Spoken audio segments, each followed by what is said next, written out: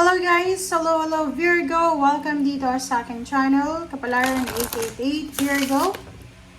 Alamin natin kung anong messages, vibration, gabay, energy para sa lahat ng Virgo. This is general reading, so I hope na makaresonate ka, Virgo. Virgo, this is the message for the remaining 2025. Number 6, Six of Diamonds, consciousness, deserving, increase. Wow, 3, cycle. Okay, Virgo, congratulations in advance. Advance congratulations sa inyo guys. Aside from your birthday ng September, congratulations sa birthday nyo. Happy birthday in advance. Meron din dito na level up, increase, ascending, parang ganon. So, sinasabi ng bara sa'yo na maybe there's 3 consecutive cycles na posibleng darating sa buhay mo.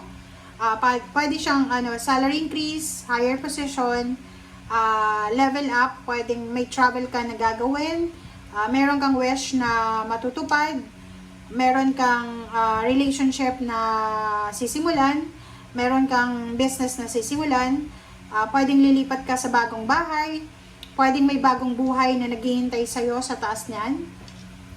And number 6, sinasabi ng bara sa'yo na deserve mo to. Deserve mo daw.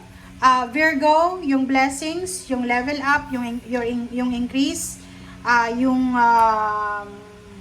ascending energy na to. So, congratulations sa'yo in advance. Nakikita natin, pwedeng may ikakasal din. Pwedeng may ikakasal na Virgo. Meron din Virgo na pwedeng papunta siya ng ibang bansa, pwedeng Europa, pwedeng Amerika, or kung saan ka man papunta, Virgo. Congratulations sa'yo in advance. Okay.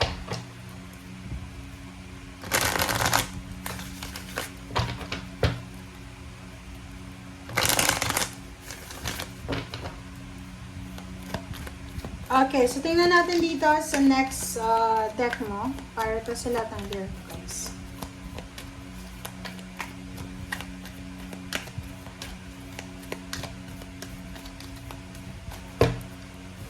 Okay. Wow! Wow! Congratulations, Virgo. Virgo, 9 is material. Ito 9 din siya. 99. 6 plus 3 is 9. So, material harvest. Sinasabi ng bara sa'yo, Virgo, na lahat ng mga kumbaga sacrifices sa lahat ng mga ginawa mo sa past ay para siyang deserve mo talaga to na material harvest. There's a blessings, there's a harvest materialistic talaga. Material harvest. Near to completion na siya. So, nakikita ko sa'yo dito na within September until December or onwards pa. Okay? Sinasabi ng barahan na may malaking pera ka na matatanggap. Maybe this is payments, bonuses, extra payments, or anything na magiging stable ka financially. Ang ganda talaga. Hindi ako hindi ako parang speechless ako sa barahan nyo, Virgo. And sinasabi ng barahan sa'yo, there's a balance, there's a manifestation. Kasi 9 plus 2 is 11. So, sinasabi ng barahan sa'yo dyan na possible ka talaga na umasenso sa 4 months na to. Possible na makuha mo yung mga minamanifest mong blessings. And nakikita ko yung sacral chakra mo, sinasabi ng baraha dyan na this is the second chakra, diba? Sa body's energy system natin. Located siya sa lower abdomen, okay? Just below the navel. Just below. So, para siyang reproductive organ, okay? Pwedeng ganon.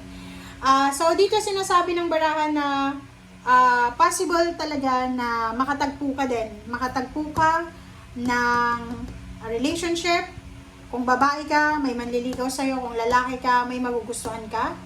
And this one is nasa positive position, positive position yung sacral. So, balance siya. Okay? Magkakaroon ka ng balancing sacral chakra na posibleng, magpo-promote sa'yo ng emotional well-being, healthy sexuality, Sa trabaho, magiging sobrang active ka, magiging sobrang hardworking ka. And at the same time, sinasabi ng bara sa'yo dito na pwedeng mabuntis ka. Okay? So, kung ikaw ay babae na hindi ka naman nagmamadali na magkaroon ng baby, sinasabi ng bara sa'yo dito na kailangan natin na mag-contraception. Tama ba ako? Okay? So, sinasabi ng bara sa'yo dito na yung relationship na posibleng darating sa buhay mo ay magdadala to sa'yo ng comfortable na emotion. Parang feeling mo feeling mo, ito na talaga yung pinaka inaasam-asam mo. Okay? So, mahalin ang sarili. Yun yung pinaka-importante. Love yourself. Love your, love kung ano man ang meron ka sa ngayon. And, sinasabi ng baraha, deserve mo ito. If it's pregnancy, if it's new relationship, if it's new job, higher salary, higher position, if it's wedding, deserve na deserve mo yan. Okay? Okay, Virgo.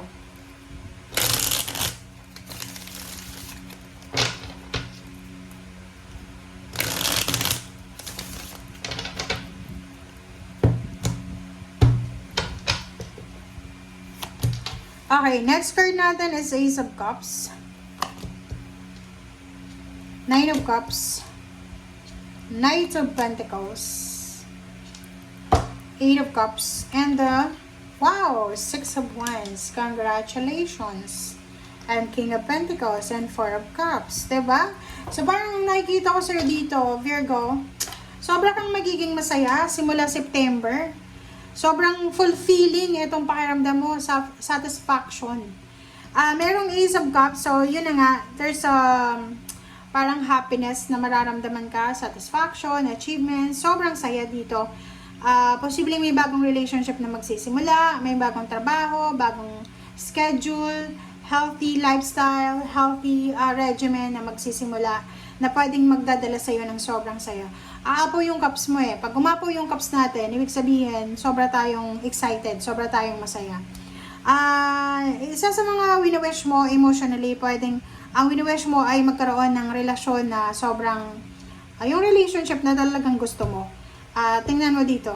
Pwedeng yung relationship na wini-wish mo, Virgo, is ang karelasyon mo ay mayaman.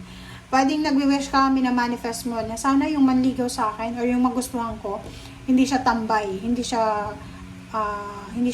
ko siya kailangan na buhayin.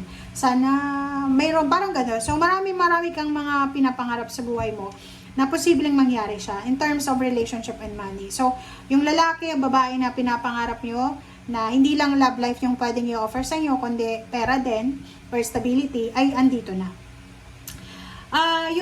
Yung pinapangarap mo na travel, yung pinapangarap mong lugar, pangingibang bansa, ito, increase and Eight of Cups. This is a confirmation na possible from September until December.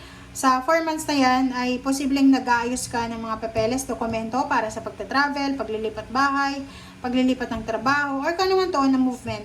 Okay? And Six of Wands, sinasabi ng barahan na kung saan ka man papunta, okay? Kung saan ka man papunta, kung ano man tong sinisimulan mo sa ngayon, Virgo, sinasabi ng barahan na uuwi ka na sobrang victorious and triumphant. Diba? Parang ganun. Halimbawa, kung pupunta ka ng ibang bansa, pag uwi mo ng Pilipinas, sobrang asensado ka na.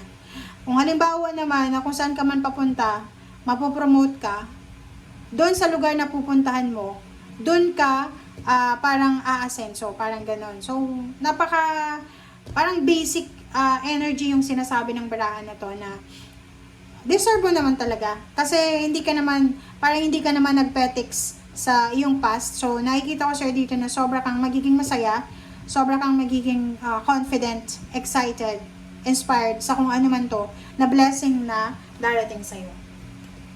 Wow! Congrats, Virgo. Alam mo lahat ng zodiac sign, ang ganda ng end of year.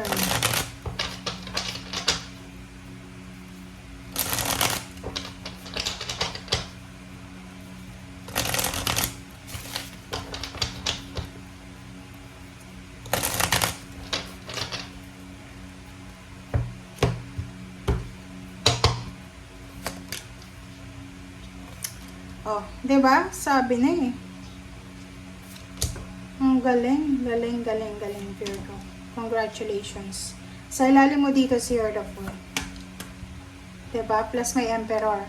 So, ibig sabihin, sinasabi ng baraha sa'yo dito, Virgo, ano man itong ginagawa mo sa ngayon, ano man itong tinatrabaho mo sa ngayon, ano man itong sinisimulan mo sa ngayon, ito'y magdadala sa'yo ng power and authority. So, halimbawa, nagsisimula ka pa lang as an empleyado, hindi ibig sabihin na hanggang dyan ka na lang. Maybe a few months or few years from now, boss ka na, supervisor ka na. Diba? Wow! The Star. Sinasabi ng barahan na within the 4 months, September until December, marami kang pangarap sa buhay na parang hindi mo masyadong ma-imagine na mangyayari, na out of the blue mangyayari siya.